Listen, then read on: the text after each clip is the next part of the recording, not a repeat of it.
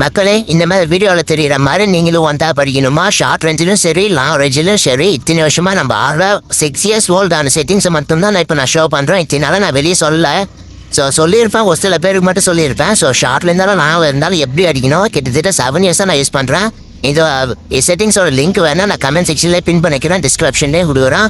So இப்போ பார்த்தீங்கன்னா என்னோட செட்டிங்ஸ் இப்போ பார்த்தீங்கன்னா என்னோட செட்டிங்ஸில் ஷூட் பண்ணுற பட்டன் 63%. அது மாதிரி நான் எனக்கு ஏற்ற மாதிரி கன்ஸ் ஸ்கின்ஸ் எங்கே வச்சிருப்பேனோ அதுக்கேற்ற மாதிரி செட் பண்ணியிருக்கேன். ஸோ உங்களுக்கு வேணுன்றது செக் பண்ணிங்க.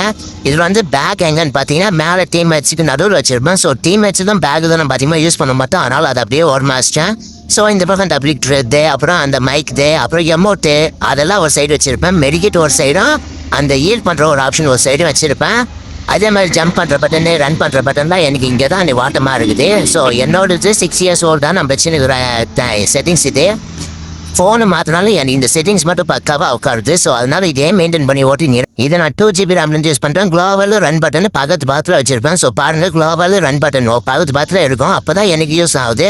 ஸோ அதுக்கப்புறம் ரிவ்யூ பண்ணுறோம். அப்புறம் மெடிக்கிட்டும் ஒரே சைடில் வச்சுருப்பேன். ஏன்னா எனக்கு ரிவ்யூ பண்ணுற ஆப்ஷனும் மெடி ஆப்ஷனும் ஒரே சைடில் இருந்தால் தான் எனக்கு அந்த யூஸ்ஃபுல்லாக இருக்கும்.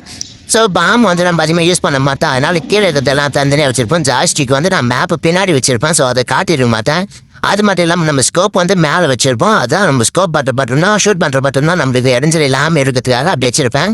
அப்புறம் டவர் ப்ராப்ளம் அதனால் நீங்கள் அங்கே என்ன செட் பண்ணிக்கலாம். அது எனக்கு ஏற்ற மாதிரி நான் செட் பண்ணிக்கினேன். ஷூட் பண்ணுற பட்டன் தான் அங்கே வச்சுருப்பேன். ஸோ எமௌண்ட் கீழே செட் பண்ணியிருப்பேன். ஸோ இதை வச்சு நான் சென்சிட்டிவிட்டியும் காட்டுவேன்.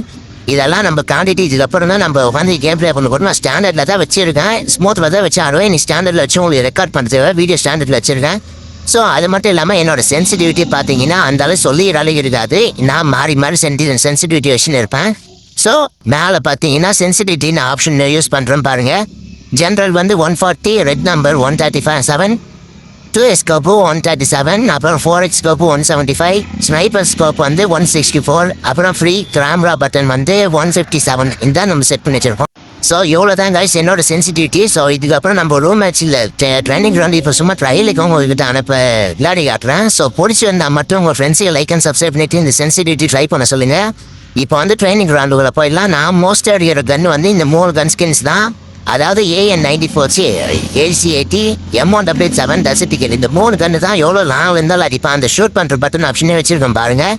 கிட்டத்தட்ட நம்ம 1 டாப்ல தொடர்ந்து ஒரு 10 கிலோ வச்சிருப்போம். அது இல்லாமல் ரூம் மேட்ச் நான் கிளிப்பிலும் காட்டுறேன். சுமார் ஷார்ட் ரேஞ்சிலும் சரி லாங் ரேஞ்சிலும் சரி எல்லாத்தையும் 1 டாப் அடித்து எனக்கு இதான்ப்பா பெனிஸ்ட். உங்களுக்கு யார் சென்சிட்டிவிட்டி பிடிச்சிருக்குதோ அவங்க பேர் கமெண்ட் செக்ஷன் சொல்லுங்க. அவங்க சென்சிட்டிவிட்டி நம்ம ட்ரை பண்ணி பார்க்கலாம். சிட்டப் ஷாட்லேருந்து இது எல்லாத்தையுமே நம்மளுக்கு யூஸ் ஆகுது. சிட்டப் டேப் பண்ணி ஆடுறது எல்லாமே உங்களுக்கு வேணும்னா அந்த வீடியோ கிளிப்பை நான் அப்லோட் பண்ணுறேன்.